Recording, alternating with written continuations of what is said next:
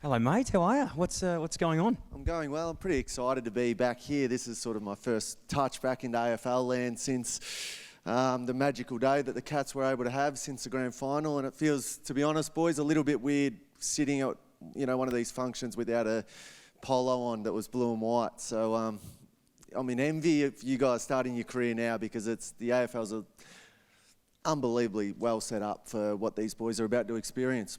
Talk us through quickly before we get into the journey and in some awesome chat that we'll have. The last sort of 3 months that we've just had, the grand final, the finish up. How's it all winding down? Talk about the magical day quickly, and then what sort of transpired since.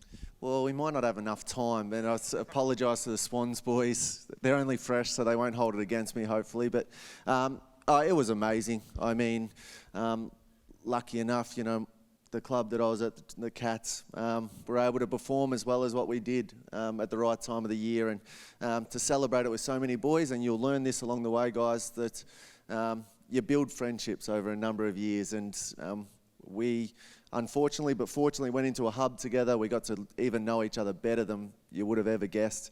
And then to share something special with them on grand final day after you've been through all that is something that I'll hold dearly, for the rest of my life. I saw a lot of Cat supporters, I think it was saying if you played the game at a certain time, I think it was like 10:46, at midnight it would celebrate with your goal bringing in the new year. Did you do that yourself?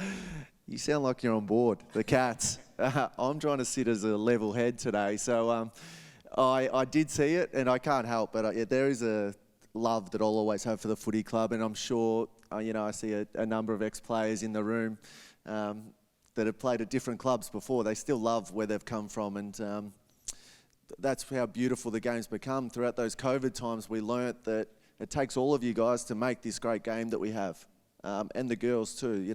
Put on a performance and show the rest of the world. So to have 100,000 there on grand final, we just felt lucky to be a part of the show. Take us back, mate. You've had an incredible career. I'm sure there's been a lot of reflection over those months, but sitting back where these boys were now, do you remember that time? Did you have an induction camp back then? We did. So mine was back in 2006. Was anyone born then? Maybe just. So 2006, I had a teammate, Tom Hawkins, Simon Hogan, Nathan Jacura throughout that time. And they're still lifelong friends that you message, but it's still an interesting time. I see, 4 different clubs sitting here together. So you've got friendships that have come from, South Australia backgrounds or links that you've got, but you've got, this whole new footy world that you're about to meet, the PA, the AFL in itself, the media. I see the guys down the back too, all a part of the show that you're about to create and learn about for the next, for some, maybe only 2 years. For some others, lucky enough, myself, 16 years. Talk us through when you first worked through the door. You're a high draft picked. You got to the club. What were the expectations like that you set on yourself versus the club set on you? And also, like rocking up, there were some older guys there that had some pretty good careers. There's a lot of emotions, and I remember back to my career coming in, I was absolutely petrified. Yeah, right, and probably a similar case, you and I. So you were a Blues supporter growing up because of Dad. I was a Geelong supporter growing up, being from Bendigo, loved the Cats. Had 2 brothers playing at the time for the Eagles in Brisbane, but the Cats were always, my side. So lucky enough to go there, and then walking in that door, I think because I got a little bit of a leg up before with having them at AFL clubs, it was always that case of, okay, you got to be respected before you're liked. So go in there and work hard and keep working on your game. Don't let anything hold you back. And I had the year off before I played AFL. So my last year of under-18s, I had a knee injury. And it was, even through that time, being at Bendigo Pioneers at the time, it was, okay, get ready because you're going to play AFL next year. And I had a couple of guys in front of me, Mark Murphy and Xavier Ellis. So they were off playing AFL footy, and I thought, I've just got to be ready for 2007 and give the Cats, well, I didn't know at that stage, but give whatever club I am the best shot at it. Unreal. I don't know if it's been planned like this today. I'm sure Janine might have put this together, but you probably couldn't get too, I'm not saying that to put myself down, but I didn't have that maturity at that age, and I think it's such a great lesson now in the respected versus being liked, and it probably took me a lot longer to learn that. I went in and just wanted to be I saw Chris Judd and just wanted him to like me. I didn't really care about being respected. I didn't even know what that meant. I thought, if he wanted to put me in his top, MySpace friends, that he'd like me and he'd pick me in his team. But really quickly realised that it's all about that. At the end of the day, to win a grand final, you don't have to like a bloke to put him in the team. You just got to know that he's going to play his job. And it's so interesting hearing that, because I had the same case with Tom Hawkins, who's probably been the best player at Geelong over the last 10 years. Paddy's not in the room anymore, so he's going to be okay with that. But it's, early in his career, and I probably shouldn't speak on behalf of him, but he would have loved to probably take those back and, worked hard at being respected, because right now the footy that he's playing, is exceptional. Can you do it right from the start? That's the challenge. Can you rock up each session and do what Brett Kirk did right from the start? Because he would have gone out for every session and tried to get better. Every running he would have pushed the limits. In the gym, you've got to lift heavier. You're at an age where you can push heavier every time at the moment. So it's a beautiful place to start. Talk us through that as a leader now. You go back, you captain the club, and you see young players come through. You mentioned Kirky and what he would have done at a young age. What does that look like as a young player when you see a guy come in? Because from my experience too, you see these guys come in, and one sticks out the most to me was Sam Taylor, and a young boy from WA, and straight away came in and rustled a few feathers, and I'm sure the boys would know him straight away. And a lot of the guys are like, I don't know about this bloke, I don't really like him. But 3 months later, he was the first picked in every single team. So again, it's that same it's story. Amazing. I like Sam Taylor too. And guys, do feel free to go to the toilet or anything. I won't hold it as fancy that you're not listening or anything. And I don't mean to point you out, mate. He just wants to be liked. You'll be one of my favourites.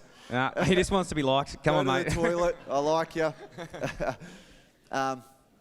But you do get first opinions about people, whether they're right or wrong. You learn over a period of time that they'll build into different players. But I love the rawness of individuals that come in. I would have liked you, Dill, coming in, but there is a period of time that the career only lasts so long. And at the end of the day, that's up to you guys, how long that lasts. So we might get into that a little bit more, but be the CEO of yourself right now. So if you don't know what that is, ask the guy next to you or anything like that. But it's really important that you've got all this set up. You've got the PA, you've got your PDMs, your regional managers around the room. They're all going to help you. But at the end of the day, how far you want to go with your career, it's really up to you.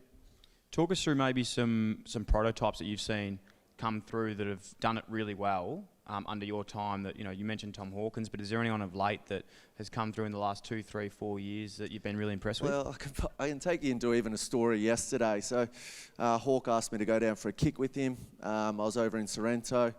He's got his injury at the moment, so we're having a kick. And Ollie Dempsey, the name probably doesn't mean many to you guys here, but Ollie Dempsey was our rookie pick in last year's draft. And he was there setting up cones just like I would have, in years before. And setting up cones, he was there at 7 o'clock in the morning. He was running the session for Max Holmes, who was the draft before him. And Sam DeConing, I'm not sure why, but he slept in till 8:30. So that's not me keeping an eye on him, but that makes me walk away from yesterday's, and not keeping, and just looking at him going, I'm really proud that Ollie Dempsey can, get to that stage straight away. He's not waiting for anyone else to do it. He set up the cones himself. He's done his running session, and then they were going to go do some football drills after that. So he's one, and that's coming from the very, very low base. He wasn't even supposed to be picked in the draft, and he was a rookie pick at the end of the day. It doesn't matter. It doesn't matter where you're picked or what number you go. But along the way, you do fall in love with particular types. The guys that come in and work really hard, the listeners, the guys that are polite, to your PDMs. They walk past the admin staff and they'll stop and have a chat.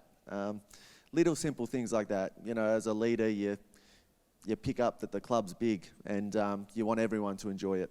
Love it. Talking just on that point, then you talk about Ollie Dempsey, and this is something, again, I wish I had this chat and I was sitting where you guys were now, because there's so many valuable lessons here, was around the draft picks. You got Cadman here, number one. You got rookies in the room. When I got picked up, I was a third round pick, and I was like, all right, well, that means I'm going to debut third. The first round pick, he'll play, and then the second will pick, and he'll play, and it just didn't go like that. It just did not happen in that order. Rookies picked, I still didn't get played, and other guys would come through. They do say a lot about ripping up your birth certificate, but how true really is that? Well, it is, mate, and absolutely. And there's obviously guys that are super talented, but at a footy club, you're all talented to a particular level, and that's all we worry about. You get the shot at it. So how I set it up, this is going to TV, which is a bit annoying at times, but you set up your own luck. So you get your right people around you. For me, it was Harry Taylor and Tom Hawkins. They were going to be my guys that told me how it really was. If I was getting ahead of myself or whether to pull myself back. And then from there, you probably grab a couple other people, whether it be a PDM, whether it be an assistant coach. Are you continually working on your game? Because come round one this year, we're going to see faces in this room line up for their particular clubs, and that's so exciting. Some are gone to clubs that are at the bottom and growing, and then some are at the other end where they might have to wait a couple of years. I think it's really important to stay in your lane. So trust the process that the club have got for you. Mum and dad are great support. Always, and whether it be aunt or grandma, whoever's looked after you coming through. But I think it's really important to leave it in the club's hands, and you keep working through with the club that, they're the ones that are going to help you, and mum and dad and everyone else can be there to give you the cuddle or invite you back home at the end of the year. Yeah, no, I couldn't agree more. I can't do anything wrong on my mum's side. She still think I was the best player that played the game. Well, that's true, and I was in that case always too. So, and it's a beautiful place to be, and that's a good reminder too, Dill. The roller coaster of footy, and you've already been through it with the draft, whether you wanted to be in the first round and you've gone in the second or third.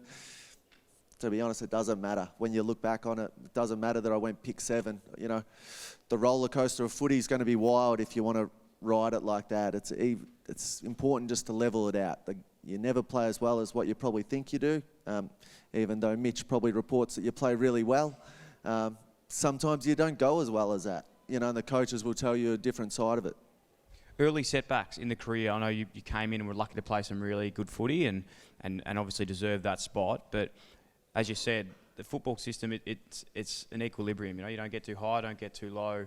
All these things happen. Did anyone ever pull you aside? Did you seek feedback? I know you mentioned Harry Taylor, but did you ever get hit between the eyes of getting ahead of yourself? Well, I had a growing up period through Bomber Thompson, an old coach of mine, where it was tough. I was 21, and for 3 weeks in a row, they would be pretty honest conversations out on the ground that, he would push me pretty hard. And sometimes deserved it, sometimes probably not, but he wanted to drag me through. The other side of it too, I was a pretty handy junior, so, I always played in the midfield, and I played every minute in the midfield. Now I was coming off the bench, and then I was playing on the wing and playing in all these positions that you probably haven't done before, but that's what the side needs of you now. So getting across those things. I got dropped too, which was something that had never happened to me before in my first year. So going through that, all players, I even think Chris Judd went through that, which is hard to believe. What's the message to the young boys today? And you said it before around Harry Taylor and I can't remember who the other guy was, but is it to get in there, work as hard as you can, earn that respect, and find the guys that are those people to surround yourself with? Because it's like life, isn't it? You are who you surround yourself with. If you surround yourself with people that are taking shortcuts, you'll take shortcuts. Yeah, great way to put it. So, unbelievable opportunity, and you probably dreamt of, where you are today. But it is just an opportunity too. There's a lot of risk that comes with being a footballer now. You have a drink and you go for a drive, you're going to get in trouble. You've just got to know where you want to be. So in saying that, I'm going back to it, but stay in your lane. Your friends are right now down at Sorrento or on holidays enjoying life. You get this beautiful opportunity to work out what risks you're going to take in life. Are you going to do that extra gym session, or are you going to work with the support around that you need to be here today instead of somewhere else? So I found that balance pretty easy, but for some others it's pretty tough. Family's important, maybe dragging you back home, but it's never too hard. I look around the room too, and I was lucky to have 2 great PDMs in this room, but all the other clubs are doing it the same way. You know, they're great people that you got around you, regional managers you got around you. They'll all help you out. I love what you said about, you know, going out and these sorts of pieces, and unfortunately or fortunately, no one's going to get it right. Like, you're not going to always get it right, and you will make mistakes, but I think it's as long as you can identify and learn from that mistake and hopefully make it, you know, fail fast, make the mistake early than rather later on. That doesn't mean go down to Sorrento this weekend. It just means, you know, if you do play up, you can learn those things and surround yourself with good people in the long run. You mentioned family and the role that they played. Talk us through, you know, the guys now be going through, there's so many people. As soon as you get on the list, everyone wants to give their bit of advice. They always want to be the one that helps you. The role of the club and the role of your player agent. How did you do that early days? How did you focus with those two? Well, and that's the important part again. You know, who do you want to set yourself up with around the club? Have a quick think about that. You know, I'd suggest even take, you know, 5 minutes to do it when you get a break today or tonight. Because they may change over time too. The family part's important. I think it's important to keep them not way in the distance, because they're going to come on this great ride with you too. My mum and dad are really upset when I told them at the end of the year that footy's going to finish before the round 23 game, and they said, you know, you're going okay? And I said, oh, I'm going okay. I'm not going great. But for them, it was like a breakup because they loved coming along and enjoying every part of it. I think that was the great thing that I got to share with mum and dad, that they were that support for me. Player agent, really important. You know, I had the same one for 16 years. That doesn't happen for some people, but obviously give you great advice and a person to lean on when you need them. A phone call away usually, so use them up. But there is great people within your footy clubs too. The AFLPA, obviously, you said before, you were here in 2006 for your first induction. How much have you seen the support for the players change in that time, and what sort of services have you taken up throughout your career? Well, still taking them up now too, Dill. So, you know, the body ends up in a different spot. So I'm at the stage, you know, of retiring, and as you'll learn, you'll get a retirement fund, and, you know, they'll look after my well-being and health, which is also important for you guys right now. Your days off, your training and education. I don't want to repeat what was said before, but there's so many avenues, and what I will tell you about the AFLPA is that they squeeze the AFL and they squeeze, you know, everything for you guys. They work so hard. You're a part of a great organisation. You're a part of a great union that's, you know, now working within the rugby league world. You know, the players would probably really love it to have something that we do. You know, you got the highest level of care that's looking after you. So make sure you give them that respect too. A regional manager will be divvied out to your clubs. Make sure you go and, you know, shake their hand and make sure they feel a part of the club as well. Yeah, incredibly important people. I said it earlier, but the AFLPA and what they've been able to do for me, even post-career, I think they even come into, you know, more fruition then when you learn about how much it helps you set up for your medical, your life, your psychology, your mental health, everything and anything. They're there, and it's not just you; it's your partners and your family as well. So it's a really lucky, and I can't stress enough how important it is to do that. Mate, you've been an incredible player on the field, but I think one thing that everyone says about you is you're just as equal as a good bloke off. Your community work and the reason you want to stay involved with things outside. Talk us through that, and what have you done, and why do you think it's so important to you? Yeah, well, I was lucky. My journey started in Bendigo. Mum and Dad obviously gave me a great upbringing there, and you know, whether it was through luck or good support, or, you know, I ended up at Geelong, which was also pretty similar to Bendigo, where you're in a community environment where you can make a big difference. Now all the clubs have got that set up unbelievably well. So I just thought, just like football, if you're to do on the ground really well, you do off the ground really well. Doesn't mean that everyone likes you at times. You know, you occasionally get booed, whether you do a bad tackle or you get a high free kick or something along the way. But it's a journey that I loved also, because I would be able to get in a car with you, Dylan. We'll go out to a school visit and we'll be able to deliver to kids that are looking up to us, and they don't care who we are, but they know that you're a Cats player, and you really get to enjoy that side of it. Hospital visits, whatever the club are willing to put you forward to. It's a great part of learning. You're about to do a degree in AFL, which is going to make you a better person, off the field. And I can go into one quick story. It's a story of a guy named Josh Cowan that played at the Cats. Finished when he was 23, 24, and he started building apprenticeship.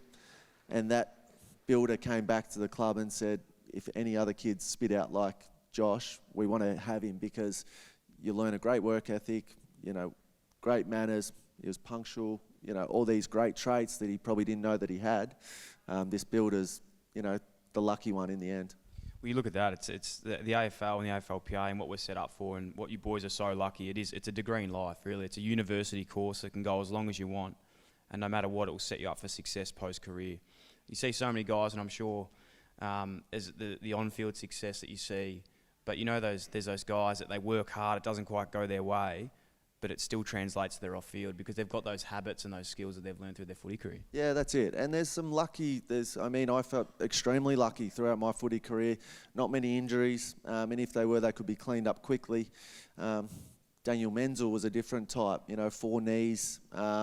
Didn't get much luck in his, AFL playing career, but through his AFL cycle, was able to learn a hell of a lot about himself and, football operations, and now working in the media in Adelaide. Makes you really proud that, guys come out and can go and do those things, and, I follow them along to make sure that, that they're going well and enjoying what they're doing. Awesome. We could be here all day. We've got one last one because I'm really enjoying myself. I know everyone else is. What does transition look like for you, and how have you sort of set that up towards the end of your career? And was it something that you've done through the AFLPA to help you get there?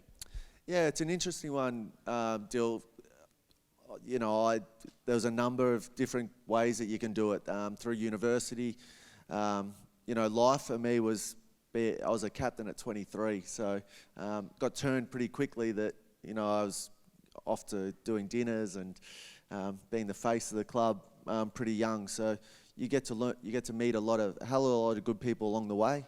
I enjoyed all that. I enjoyed nothing better than getting to game day, doing the final warm-up in the rooms, and then pulling that jumper on and running out with the side. That was the fun part of me, and something that I didn't want to miss out on. So my transition was basically, I was all in footy. I just wanted to eat up every part of it because I knew one day I'll get to the end and, I'll have to go and do something else. But I was doing those other things along the way. So when you go to a corporate dinner or something like that, you go and say hello to people, great sponsors of the club that have been around years and years. So we get to grand final day last year, and they feel like they've been brought on a journey too, and can only thank you for what you've done for them. But at the end of the day, we've got a gymnasium and a